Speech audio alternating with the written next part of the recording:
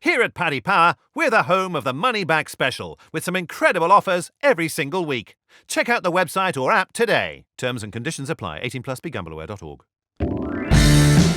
Hi there, welcome along to the Racing Post Grand National Postcast. I'm Bruce Millington and I'm delighted to be joined this week by Paul KEALY and David Jennings from the Racing Post and Paddy Power's super shrewd compiler, Frank the Tank Hickey. If you've never joined us for a Racing Postcast, welcome along. What we do is preview the big racing on Saturday. We'll have a look at Sunday as well, bring you all the very best bets. But this being Grand National Day, we will, of course, start with the 5:15 and the Randox Health Grand National, in which the fantastic Tiger Roll attempts to follow up his great victory last year. He is the shortest price favourite I can ever remember. He's going to get even shorter. Frank, take it away with a nice big show of betting, and hopefully you've got some good news on some extra places for us as well. Yeah, Tiger Roll is 4-1, Rathfinden 10-1, Annabelle Fly, Vintage Clouds are both 12-1, Lakeview Lad 14-1, Pleasant Company, Rock the Casbah, Jury Duty, Joe Farrell 16-1, Ramses de Taye is 22-1, One for Arthur, Step Back, Up for Review, Walk in the Mill 25-1, Noble Endeavour 28-1, and we're 33's bar. And how many places? We are 6 places on the national. 6 places, fantastic, excellent. Okay, we need to start with Tiger Roll. Well, we need to start with Kills' jacket. Very snazzy today, Kills. The Best Turned Out award has been well and truly secured. You look very smart indeed. Very much, yeah. What do we do with Tiger Roll? He's 4-1. We all know he's the likeliest winner. You're not going to turn around and say he's value. What are you going to do with Tiger Roll? I'm not going to do anything with him. I'm not going to back him because I can't bet 4-1 in a 40-runner race. But I was at the London Racing Club on Tuesday night, and the panel said, "Put your hands up if you think Tiger Roll's going to win the national." And it must have been about 80% said yes. It's just, he's a fantastic little horse, isn't he? I mean, is he that clear though? If you just do a forensic, we all know his CV's absolutely astonishing, but on a forensic pounds and ounces. Well, if you believe. He's not the. I think Per Brown Eyes came out. He was the actual most well-in horse officially, but I think it is Tiger Roll the joint most well-in horse now. He's £8 well-in, having gone up for Cheltenham now. I mean, you might want to poo-poo the cross-country form, but he beat the 2 horses who are absolute specialists at that. And he did it in a canter by 22 lengths. He won a 2.5 mile Grade 2 hurdle before that. I mean, can you think of a Grand National winner that would be capable of doing that in the last 40, 50 years? I can't think of any. And I think he probably would have gone very close in the Gold Cup. So, I think, he's definitely the horse to beat. He's very nimble. I mean, he ducked out of the way of I Just Know, fella Beeches right in front of him last year, and he just sidestepped him. And, as long as he gets the run of the race, he's going to be there at the end, isn't he? Sure he is. People have 16-1 each way bets. There's a 4-1 element of that, isn't there, Kills? So, it's not like backing 4-1 is a bad experience, is it? Put it this way, would you say you wouldn't put anyone off? Oh, well, I wouldn't blame anybody for backing him. It's just like that's not the way I bet in big fields. It's as simple as that. But okay, we'll find out who you do fancy before we get the lads' view on Tiger Roll. DJ, is he for you in any way, shape or form? I think with Tiger Roll, you don't need to back him, to be honest with you, because I think we're all going to be absolutely thrilled if he wins, apart from Frank probably. But he's just one of them public horses that we all love, and the key thing is that he's just a different horse this year. Like, I've spoke to Keith Donoghue constantly about Tiger Roll, and he says, with Tiger Roll for about 5 years, it was trying to get him to travel. You're kicking him, you're pushing him, you're trying to get him enthusiastic. Now it's flipped, and it's the opposite, and that he's so keen, loving it so much, he's so enthusiastic. That's why he's a different horse this year, and that'll obviously suit around Aintree as well. And DJ, is there a good vibe in the Irish media? Is he making headlines over there? Is everyone up for it? Yeah, I think I was talking to somebody about this the other day. I think if he does win the Grand National, it will possibly be the biggest story in Irish racing for decades. Like, great, because that's how big it is, and it's going to make front pages rather than back pages in the Independent and the Times over here. And Frank, how much of a kick in the groin financially would it be for Paddy Power if Tiger Roll gets it done?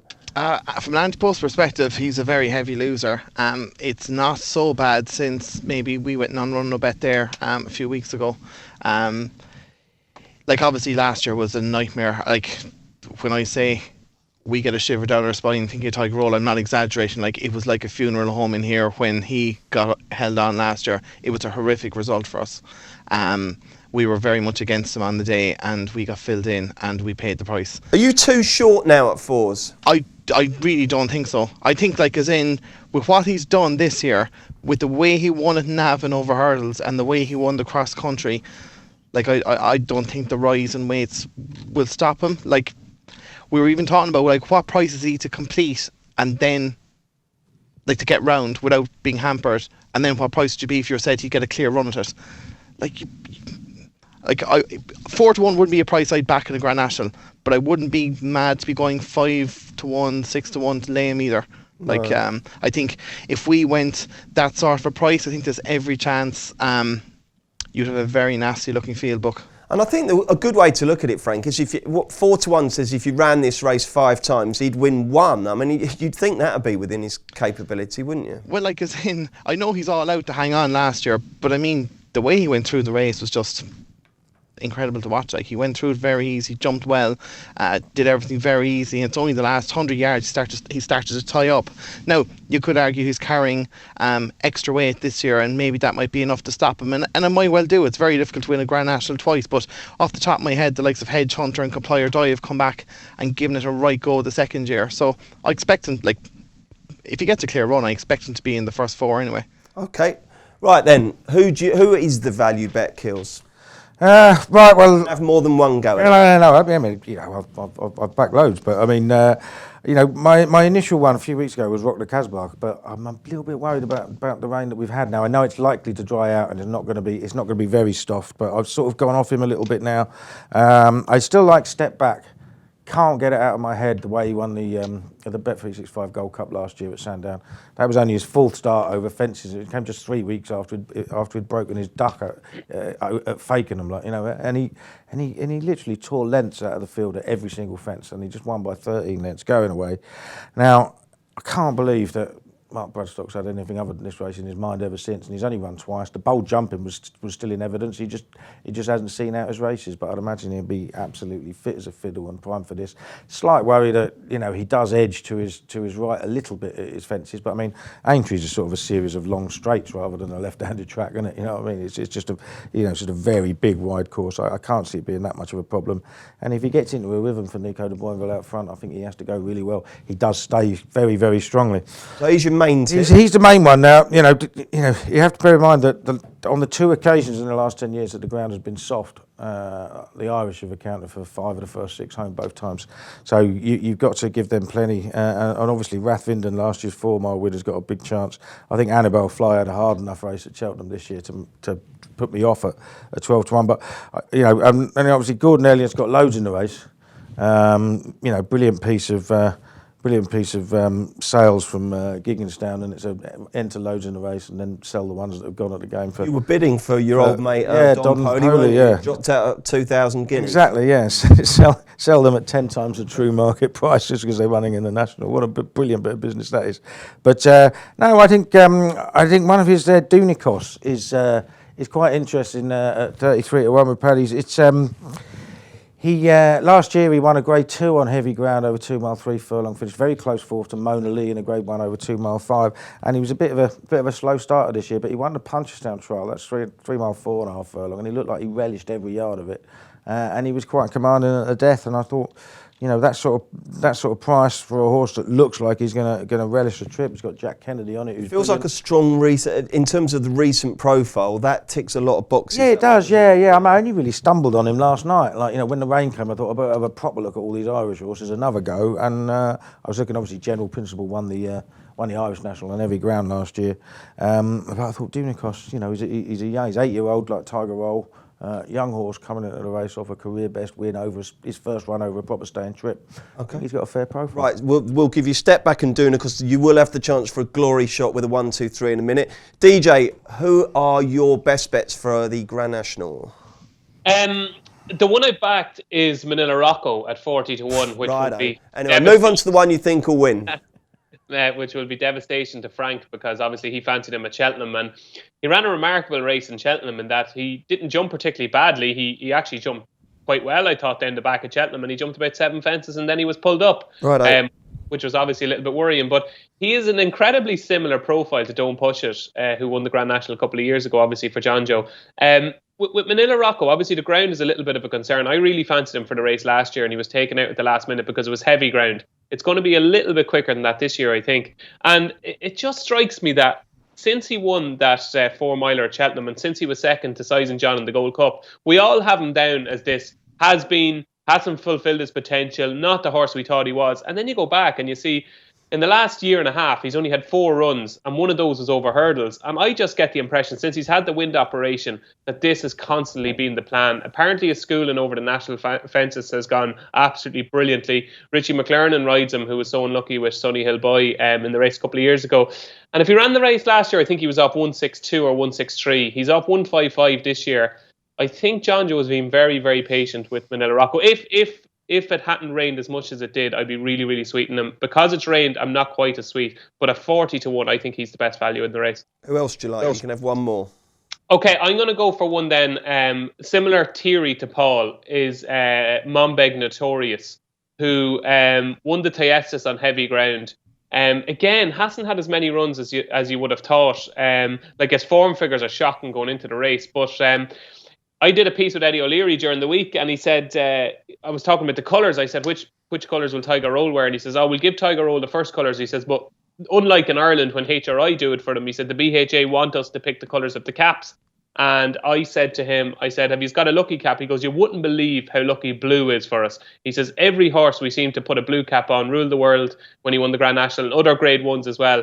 And it's funny that Mombeg Notorious is in the blue cap. And I just think the way the ground has gone, he was virgin on grade 2, grade 1 class 2 years ago, and I think the rain will suit him. So Mombeg Notorious at 6-6-1, Manila Rocco, if you get 40s, will be my 2 pokes. Okay, the lads are peppering some long shots in. Frank, who's your main fancy? My main fancy, I don't think it comes as a surprise, is Vintage Clouds. I wouldn't be surprised if something beats him, because he has a dose of seconditis. Really, I'm just looking here. He's had 26 career starts and he's had 11 seconds. So he has a bit of an issue with coming second. But his record is pretty decent in the whole. He's finished 4th in the Welsh National, 3rd in the Scottish National, placed in the last 2 runnings of the Ultima. The wind up seemed to do the trick at Cheltenham. Like, if you go back and watch the race, he's at it quite early down the back while other horses are travelling all around. We think, he's going to fall out the back of the telly here, and he just kept finding, and actually at the end he's staying on again, and you think in another 50 yards he would have caught Beware the Bear. Now, what was interesting is it looked like it was a strong enough pace, but it actually wasn't that strong early in the race, and I think if they had gone really hard, he may actually have won the Ultima. Now, the only time he's ever been to Aintree was the start of last season, when he absolutely bolted in the handicap chase. That was only off a mark of 132, but he won by 18 lengths. So the track, I think, should hold no worry for him. I'd imagine he's a safe enough jumper in the main. He's fallen twice in his career. Now, that's the limit of where you're going to draw the line, 2 falls maximum. But I think if there's one horse that's, bar Tiger Roll, that's going to hit the frame with a clear round, this is the one. I was very sweet in him last year. He missed out by 1. I think he'll go very close. Might you consider having a forecast of Tiger Roll to beat you?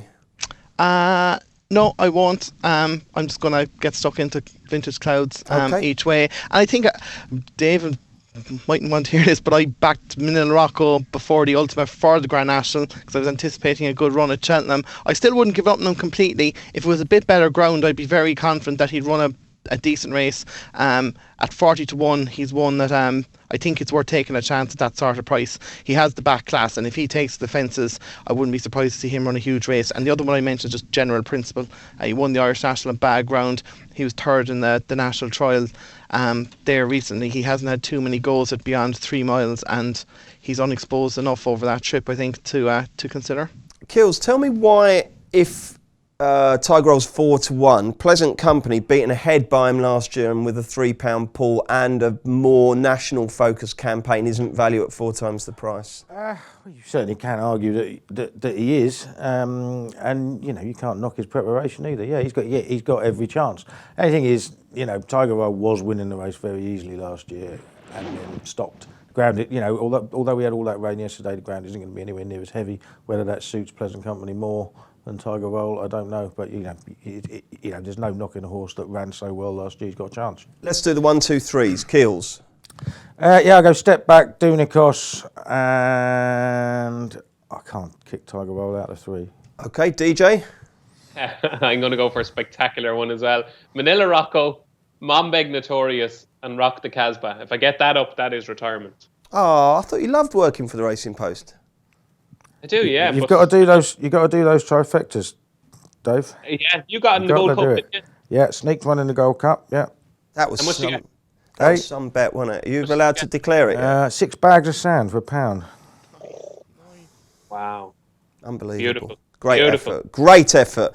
I think yours will pay a bit more than 6 bags, DJ, wouldn't it? Yeah, Jesus Christ. I'd pay probably 60 bags. Frank, what's the 1, 2, 3 in the National? Nice, easy one for you. Throw something spectacular out there and go for Vintage Clouds to beat General Principal and Manila Rocco. Manila Rocco. Okay, lads, thank you very much. Good stuff. Let's take in... Bruce, what do you fancy? I know you fancied Maldini, but what do you fancy? I did fancy Maldini. I now think Pleasant Company's got a really good chance. I've got a ridiculous sort of thing where I can't stop looking at the... what's the Jessica Harrington thing? Magic of Light? Yeah, Magic of Light. I'm not saying I don't know why, but I kind of just... I've got it down as well. I think when the ground gets soft, I think some of these Irish horses, as Keel says, they just you've got to pay particular attention to them. Is that going to stay? It might not. Chaps? What do you reckon?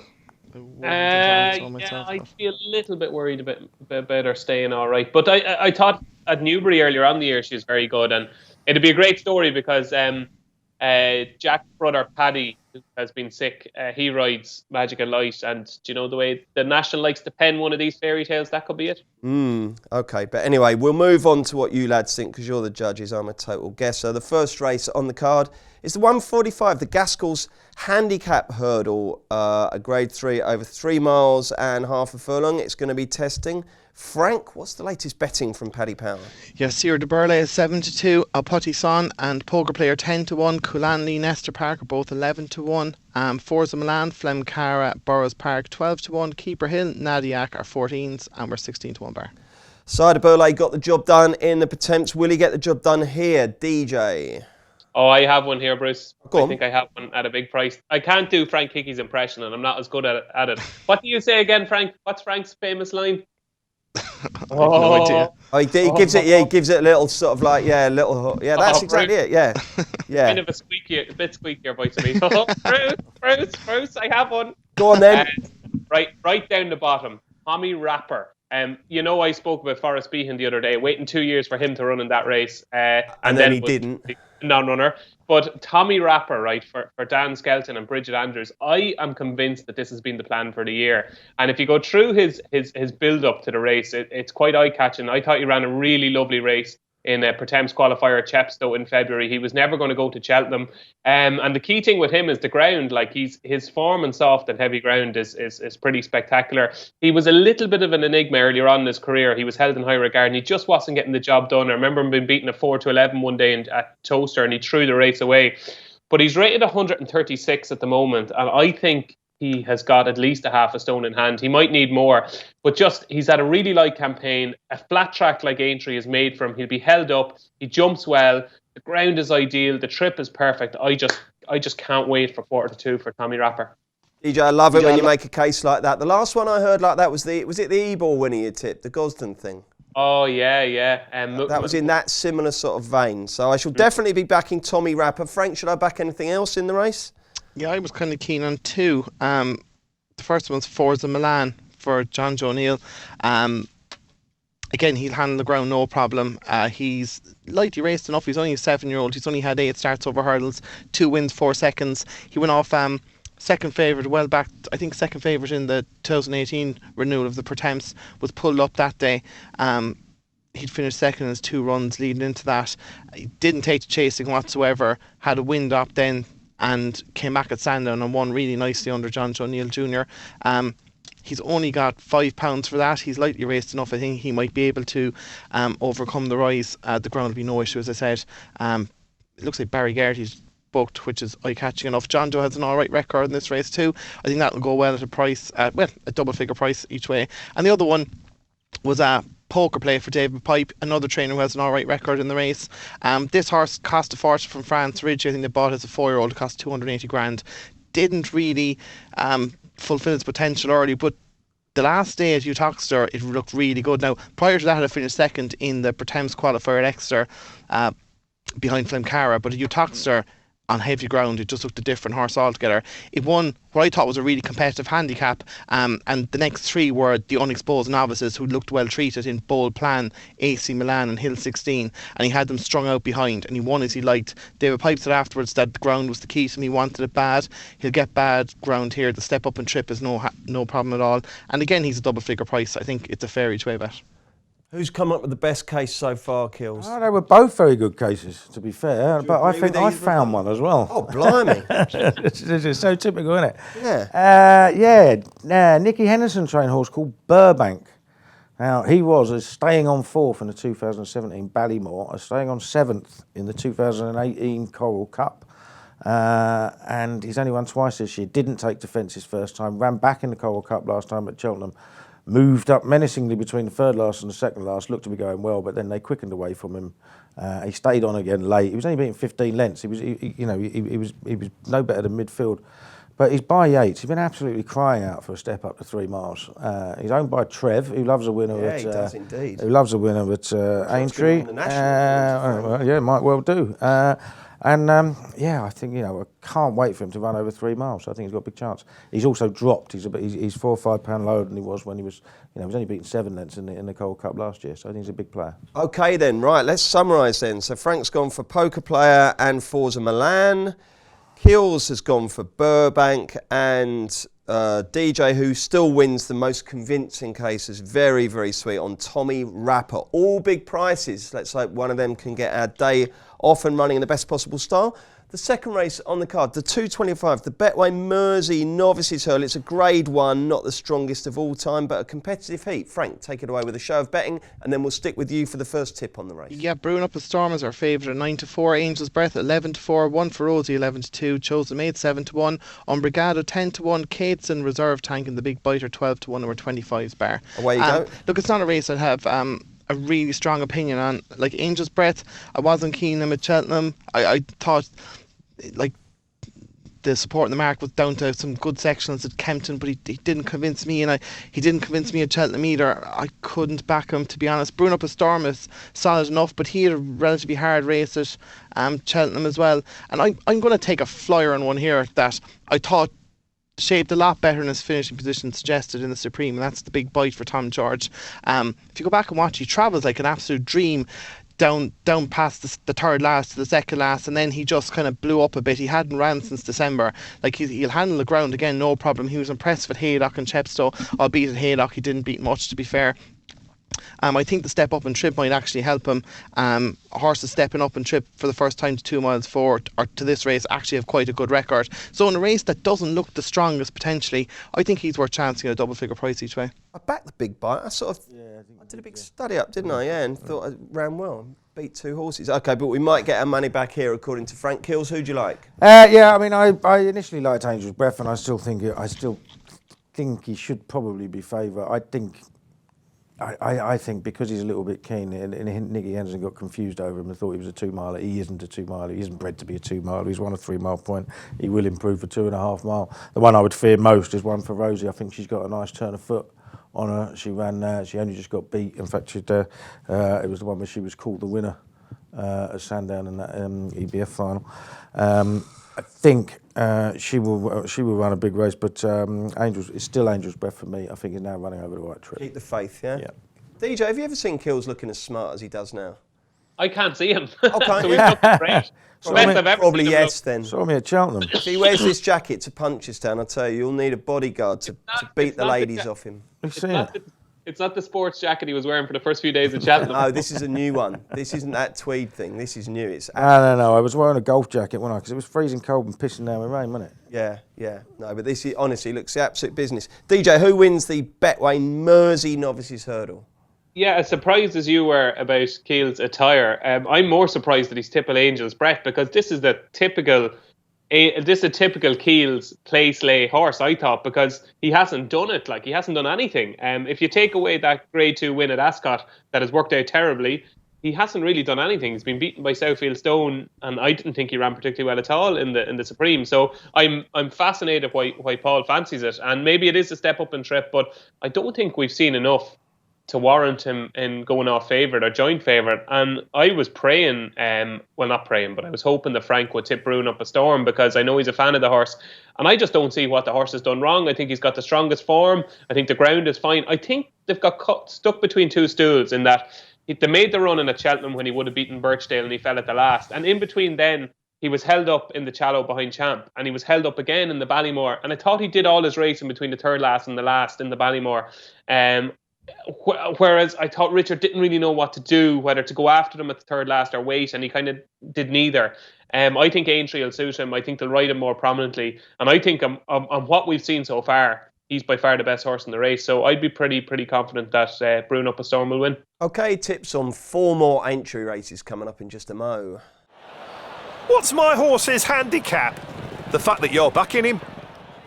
Everyone loves a newbie. That's why Paddy Power Games are giving all new customers 60 free spins on daily jackpot games. New Paddy Power Games customers only, 1 per customer. T's and C's apply. 18 plus. BeGambleAware.org. Welcome back. We are whizzing through the Aintree card, and we'll do the 3 o'clock next, the Doom Bar Maggle Novices Chase, and Us and Them, second in the Racing Post Arkle at Cheltenham. Heads to market, Frank. Yeah, he's 15-8.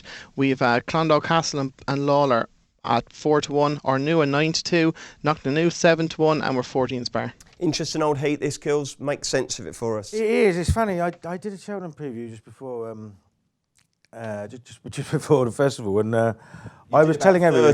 Well, yeah, no, but I was at one where, and Henry the Bombhead was there, and I was at one, and I was saying that Glenn Forster's the best jumper you can see, and he pulled me over and said, "What about my horse, or newer?"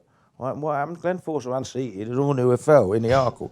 Both of them. Now, Ornewer is a really good jumper, and he jumped really, really well in second to Dynamite Dollars. And if it wasn't such a stiff track, he'd have won, because he was still going really well going towards the last. So I'll give him another chance. There's plenty of pace pressure here, but the pace can hold up sometimes at Aintree, even if they do go for it.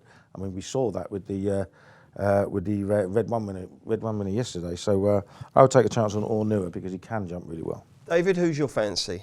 Well, this is definitely the worst Grade 1 I have ever seen in my 33 years of being alive. This is horrific.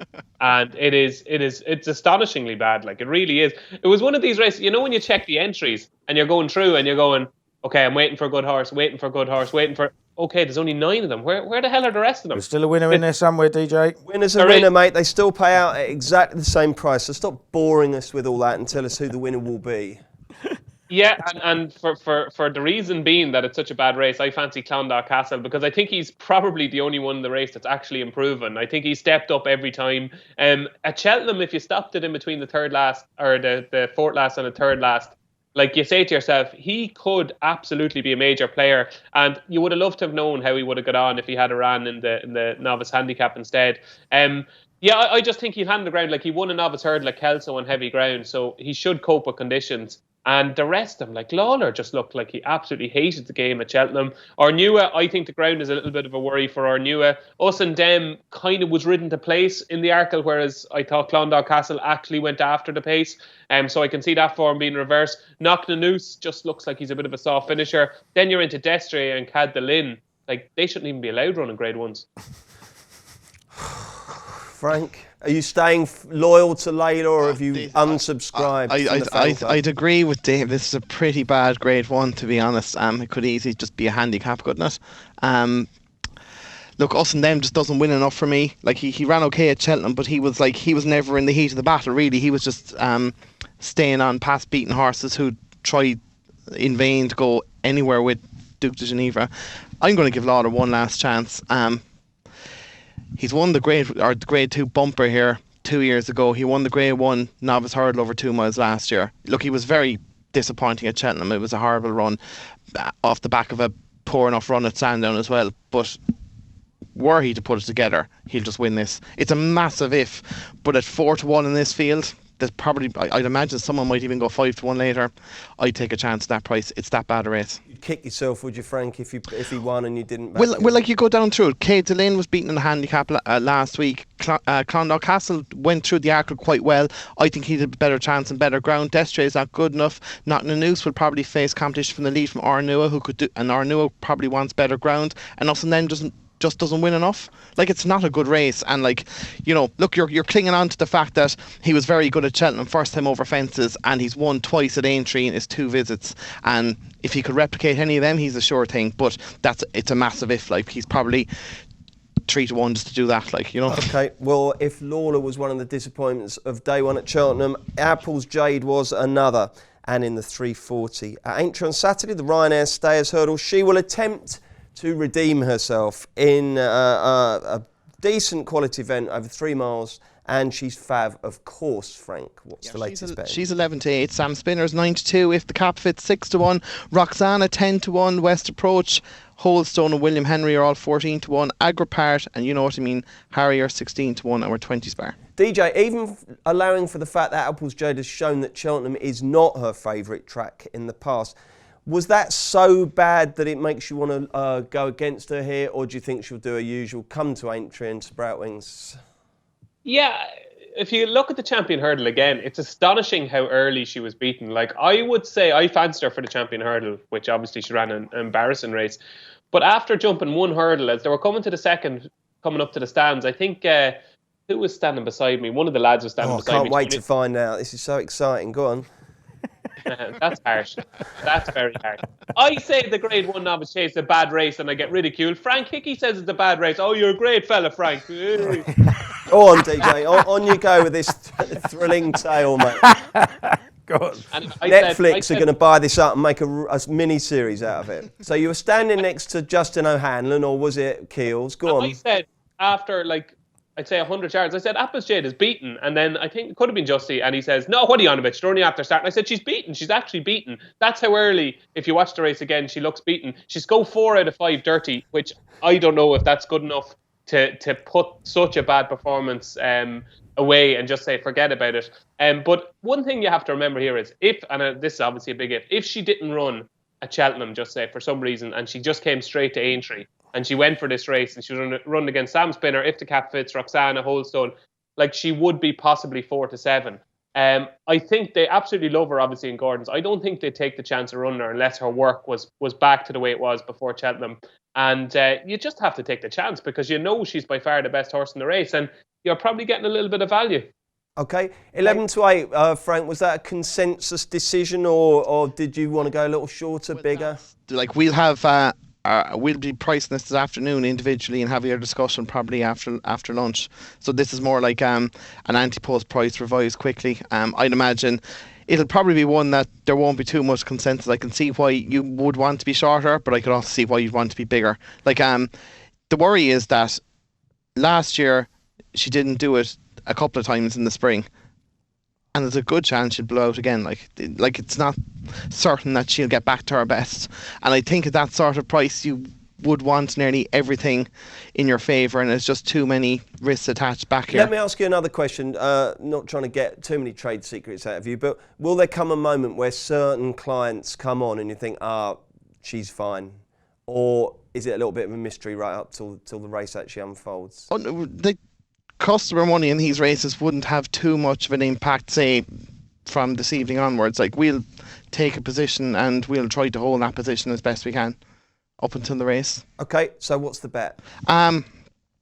Look, when I looked at the race, like, Apple's Jade concerns about what happened the last day and last year, how she didn't seem to go forward in the spring. Sam Spinner bounced back to form, but you definitely couldn't rely on him. He looked to hate the game at Ascot. If the cap fits unproven at the trip, Roxana was a fortune winner in the Mayors and probably needs to step up another £10 anyway, doesn't she? No, she did run a cracker last year. There's nothing I'm overly confident about. I threw a few quid at Agripart at a massive price just because with the rain, and he's guaranteed stayer. Agripart. But Kills. I wouldn't be confident. It wouldn't be confident. Kills, can you know what I mean, Harry, run a big race at a big price? No, I think, his best days are gone, aren't they? I'm looking at the back one at a big price.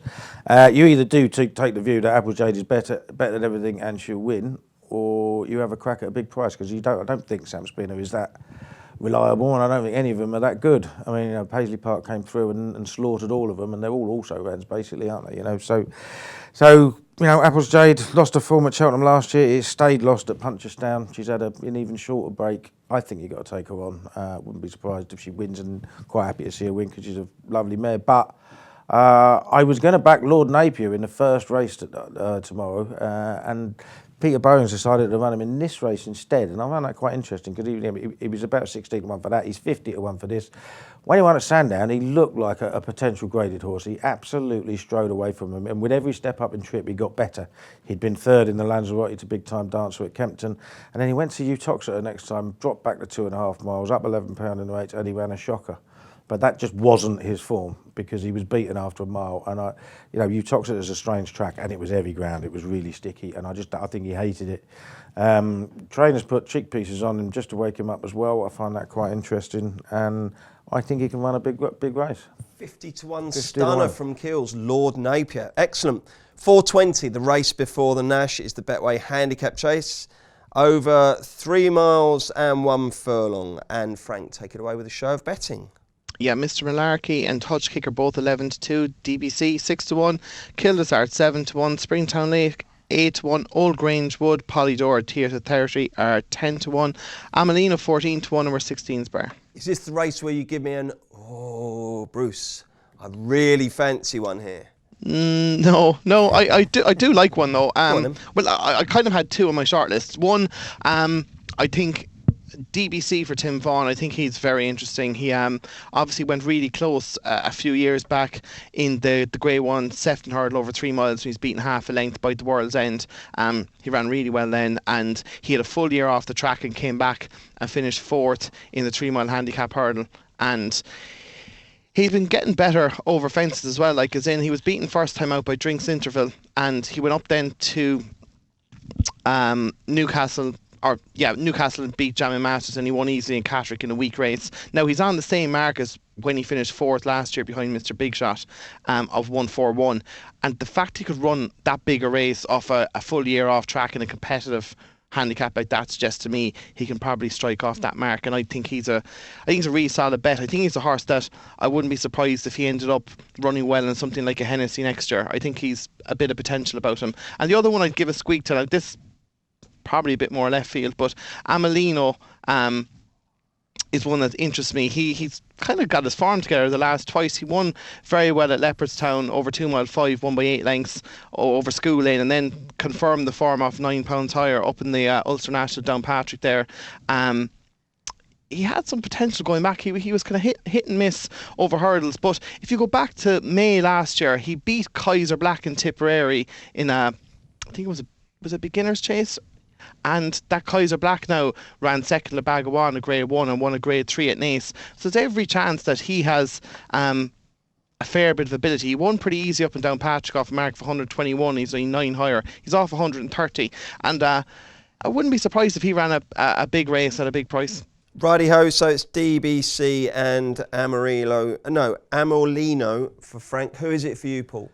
Yeah, Kildesart, I mean, it was a horse I really fancied at Cheltenham, and I remember DJ ridiculing me, saying nowhere near good enough to beat Defi de Soy, and that's exactly what happened. He wasn't nowhere near good enough, but they went pretty slow in that race, and then it turned into a bit of a sprint, and the speed horses just went away from him. But if you have a look at him from the last, he was really, really staying on again. It just tells you that this horse's future is over 3 mile. He gets it now. Strong run race, and he jumped better at Cheltenham last time than he did when winning on Trials Day. So I just think he's now going the right trip, and I've got to row in with him again. You sound confident, Kills. DJ, are you confident? Yeah, I was absolutely good at the Theatre Territory. Didn't get into the Topham. She's rated 130, and I think 132 was the lowest that got in Kilcrea Vale. But I think with Theatre Territory, I think she's really well handicapped on a couple of pieces of form. She was 3rd in the Topham last year to Ultra Gold on heavy ground. She might slightly prefer slightly better ground. But even her second, it was only a 2-runner race at Doncaster, but her second to Talk Is Cheap. Like, she got within 2 lengths of Talk Is Cheap. I thought that was pretty solid form, and every kind of single line of form she has suggests that there's a handicap in her off the low 130. She's at the basement of that now, 130. I think she'll bounce out Sam Whaley Cohen. I think she'll be up there throughout, And I think she's well handicapped enough to win a race like this. So will be theatre territory for me. Okay, after the 420, we've got the National, and don't forget Paddy Power, 6 places. You can get that at paddypower.com or by downloading the fantastic Racing Post app. If you haven't got that, that is an absolutely essential tool for Grand National Day. The final race at Aintree, 6:20, fully an hour and 5 minutes before the National is due off, is the Pinsent Masons Handicap Hurdle. It's for conditional jockeys and amateur riders. It's over 2 miles and half a furlong. Frank, how do Paddy Power bet on this one? Yeah, we're 5-1 Lord Yates, 6-1 West of the Bridge, 8-1 Chief Justice and Locker Room Talk and Shoe Time, 9-1 Watmore, 11-1 Nietzsche and This Time Next Year, and we're 14's bar. Kills, sometimes you have to be patient in this game to get what you deserve. Absolutely. And if you remember us sitting here last year, we were sitting in the studio with Rodders. Right? And Rodders, you know how Rodders is like. Sometimes he can make some weird cases, but he sat here and he made a really, really strong case for a horse called Shoe Time, trained by James Nass. And we all looked at it and thought, well, we've got to back this. And I think it was 10-1 overnight, went off 9-2, got to the last under, Katie Walsh, about to take it up and win and fell. I'm pretty sure that his entire year has been around coming back here and having another go at the race. And James Nash has put John Joe O'Neill on, claiming 3.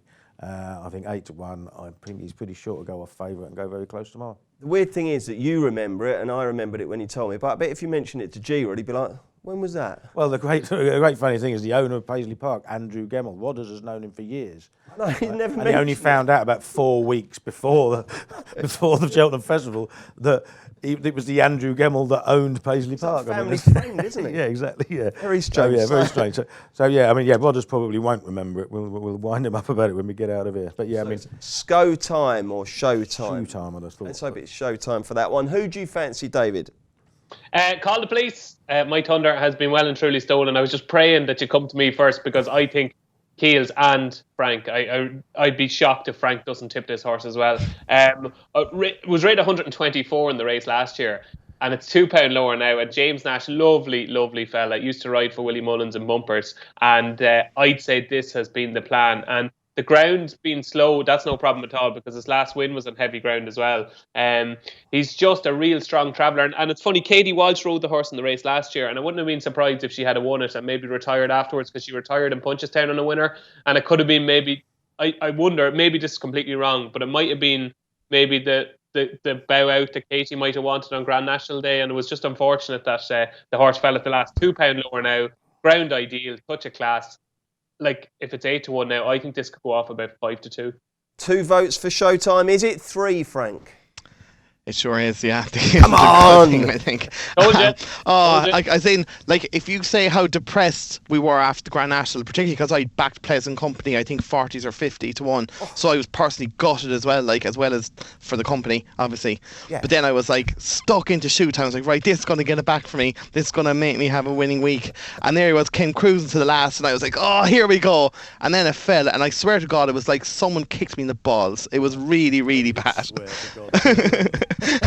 It was that bad, like, as in, I was just gutted. And like, when I had a look at the race this morning and I saw that Legal History and Eclair de Beaufort and Golden Spear had come out, I was like, oh my God, this is a terrible renewal. It's worse than last year, and I'd agree this is probably going to go off favourite, and I'd be getting on there as quick as you can. Righty-ho, Showtime. That is the one to bring the curtain down at Aintree, but there's plenty more to get stuck into. We've got racing at Newcastle, Leopardstown. Leopardstown, very significant there. They got the Ballysacks, which in the last 3 years has thrown up a Derby winner and indeed a Melbourne Cup winner. We've got Lingfield, we've got Chepstow, we've got Wolverhampton Kills. Don't give your nap away, but is there anything else at the Ways we should be backing? I haven't looked. I honestly tell you that I have not looked. That's what I like. All no into bluffing Aintree here. And no bluffing with DJ, but he will have looked. What have you got for us, DJ? You know me too well, Bruce. I just run you through. No, I don't really fancy them that strongly, but just a couple of pointers for punters. The Ballysack is at 350. Kind of an interesting race. And the market is going to be interesting here because Aidan O'Brien has Broome and Sydney Opera House and Sovereign.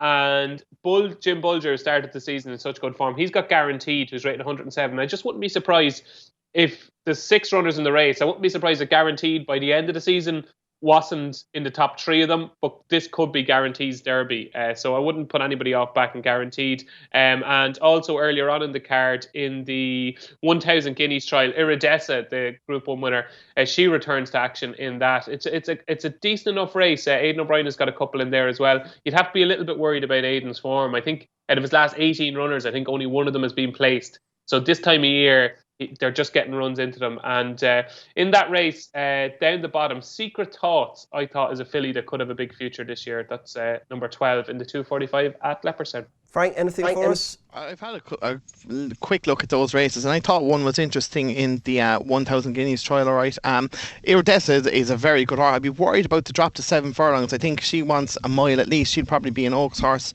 where she'd be really at her best, and I'd be willing to give a chance to operatic export for Jim Bulger. Obviously, he's had a good start to the season, and this horse won its debut at Leopardstown back in August. Won quite well, beating Firefly. Now that Firefly is rated only 89 and was all out to win a Tipperary maiden, but Jim Bulger started the season so well, and the Aidan horse are tending to need their run, and Iridessa probably wants a bit further. That this horse might be a good price, and I'd have a few quid each way in him. And same with the Ballysacks. I'd just be worried that Aidan's will all need the run. Guaranteed to be obviously the more solid one, but I'd take a chance on Tankerville. Dermot Weld had an absolute cracking day at Leopardstown for Students' Day there. Was it yesterday or the day before yesterday?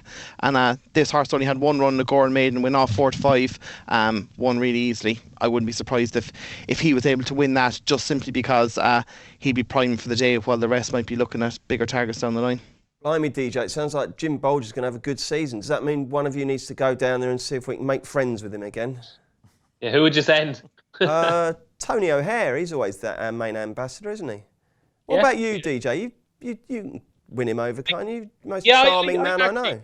I get on quite well with him, and Colm O'Rourke, who's his right-hand man, was my teacher in school, and we get on very well. So maybe that could be the way forward. Been too long, Jim. Come on, let's be mates. Right then, let's get the naps. This will not be beaten. Grand National Day nap for Paul Kealy. Grand National Day nap is... You're right, I seem to take you by surprise. Yeah, no, I was just trying to have a little study up for something else later on today. But anyway, the Grand National, I'm going to go for Burbank in the open at the 145 because it's a big price. You took my race. Oh. Well, you can have in the same race. Everyone can have the forecast. Come on, what are you going to go? DJ? Yeah, I just know people like to do Patent or Trixie or whatever. I was going to go for Tommy Rapper in the 145 at 20-1, but I'll go for Brewing Up a Storm in is it the second race instead, 220? I think you'll find it's doubles they like doing actually, DJ. Frank, who's your nap? Shoe time to right the wrongs of last year. Come on, shoe time. Right, let's do Sunday next. Friends, or maybe more. Earn a 20 quid free bet for every friend you refer to Paddy Power, thanks to our Friends with Benefits programme. Log into your Paddy Power account and share your referral link to get started. Terms and conditions apply. 18+, begambleaware.org. Welcome back to the Racing Post Weekend Postcast. Bruce Millington, Paul Kealy, David Jennings and Frank Hickey. We'll take a little look at Sunday. They're racing at Fairyhouse and Cork in Ireland, Fosslas in Wales and Plumpton in England. Lads, what have you got for us? We'll start with you, Frank Hickey. The only thing I really have is in Cork, the 1.5 mile listed race. Who Steph was pretty decent last year for Durlines. She was 7th in the Irish Guineas. She won a grade 3 at Leopardstown prior to that, and she was second, only beaten 3/4 length by Azira at the Curragh on Champions Weekend. Hopefully she'll be ready to go first time out, and if she is, I think she'll be hard to beat. The one worry would be maybe Durlines isn't absolutely flying like he would be other years, and Hazel Bay and Jaeger for Dermot Weld are in there who are useful enough fillies, and he's obviously bombing at the moment, but I think Who's Steph is the one to beat. DJ, what's your Sunday fancies? There's a cracking card actually at Fairyhouse, and I think I can't remember exactly, but I think some of the races from Easter, because it's so close to Punchestown, have been brought back to this Sunday. So we've got a couple of grade 2s, which might take the lads by surprise. But in the 255, a horse we spoke about earlier, Eclair de Beaufait runs in that grade 2 over 2 miles. And when you go back to the county hurdle, you kind of say to yourself, what would have happened if Jack Kennedy actually said to himself, okay, let's just hold on. It's the new course at Cheltenham. It's a long way from the turn in, because that horse kicked 4 lengths clear in the county hurdle, and coming to the last, he was obviously caught. But I thought it showed a fair amount of ability to go 4 lengths clear in the county hurdle for a horse so young and so inexperienced. I thought that was a hell of a run. So I fancy it cleared the buffet in the 2:55. In the 3:30, which is another grade 2, it's a 2.5 mile handicap hurdle. Emmett Mullins could have a star in a horse called 010, who was he's won his last 3. And he was really impressive last time at Leopardstown at the meeting before Cheltenham. Travelled really well, jumped really well, and just looked a grade 1 horse in the making. So I thought that was very interesting in the 3:30. And in the 4 o'clock, champion hurdle winning trainer Gavin Cromwell has got Lady Ishka here for local owners who would love a winner at Fairyhouse. It's interesting that Barry Geraghty's been booked to ride. Thought it ran well last time, went second, looked to be bouncing back to form. Good bumper horse as well, so has back class. And I thought that would win number 4, Lady Ishka, in the 4 o'clock. I actually have one more, Bruce, if that's okay. Of course it is. It's just when I had a look at that race, look, Lady Ishka is really well handicapped, and Bianca Manola is interesting with Rachel Blackmore booked. But Dragon Houdini for Shane Crawley, who I think is an absolutely brilliant trainer. He doesn't have that many horses.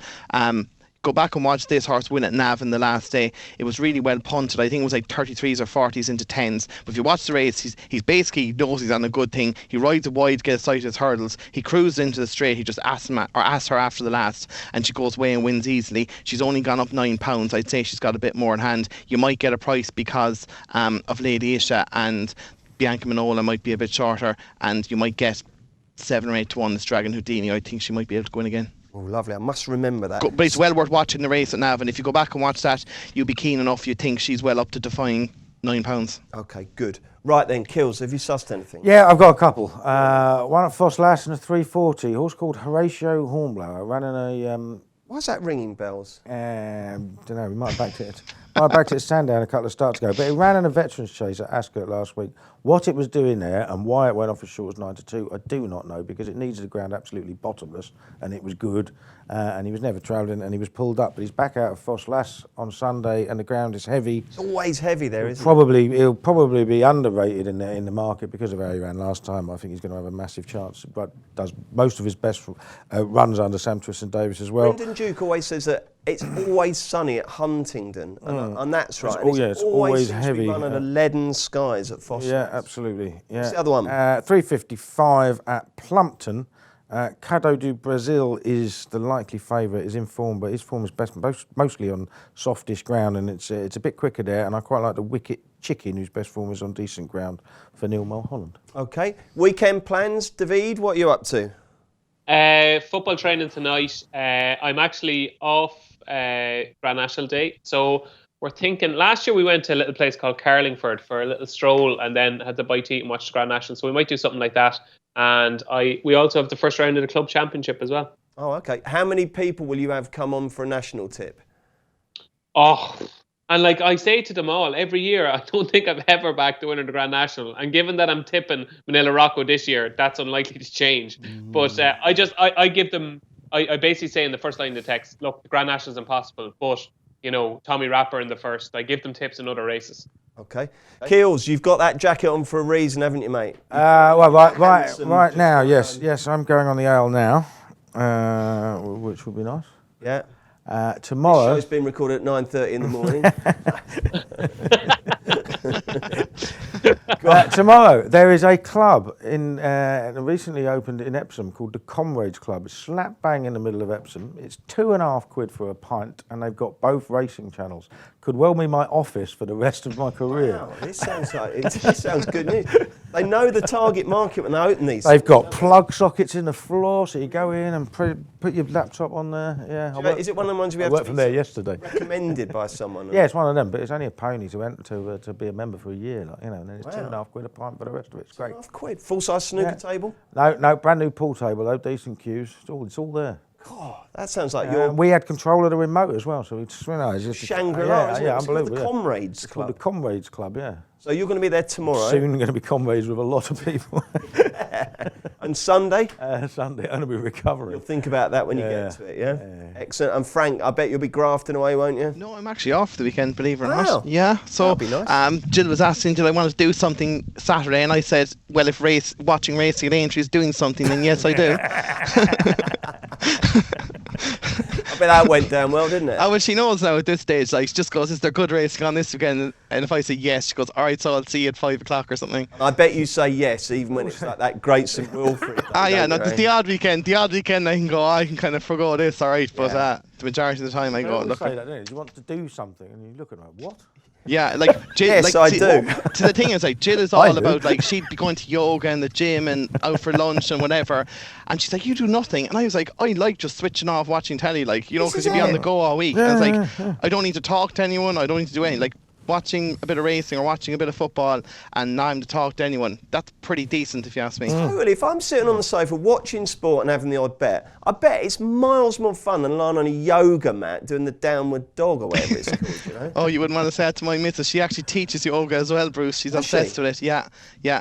I started doing it actually, and I just realised after about 6 weeks, I thought, God, this is boring. I'll tell you now, I used to play a lot of hurling when I was a bit younger and less fat, and one year we decided we were going to do yoga as part of our training early in the season. Like, so it would be fitness on maybe a Thursday night and a weekend day, and then on a Tuesday night we do yoga to help with injury prevention. The 2 days I went, I fell asleep and started snoring, and I wasn't allowed to go back after that. So, well, Sunday, if you're off on Sunday, you can do something nice with Jill, can't you? Might go for lunch or something. Oh, there you go. Go for a stroll. Okay, postcasts next week. Maddie is back to review the Grand National and look ahead to the following weekend. We've got Tom Siegel as part of a panel looking ahead to the 1,000 and 2,000 guineas on Tuesday. Also next week, Steve Palmer for a Masters special postcast. We've got Football Thursday and then we've got racing next Friday. You're back on next Friday, Frank, aren't you? And so are you, Kills. Yep. Are you, DJ, you in the team next Friday?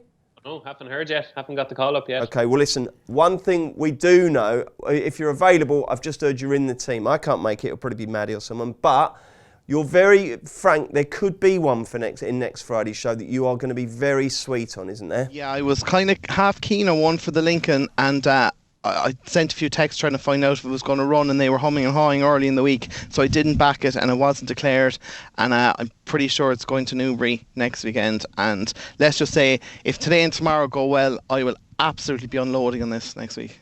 Excellent. And Kills, you've also got this horse on your end. Haven't you? So Absolutely, yeah. tune in next Friday to find out who that is. In the meantime, good luck with your Grand National bets. Let's hope it's a fantastic race. Loads of great postcasts next week. Join us for them. Check out Paddy's Rewards Club. Simply place 5 bets of £10 or more across any sport in a week, and you'll get a free £10 bet then next week. T&Cs apply. 18+. BeGambleAware.org.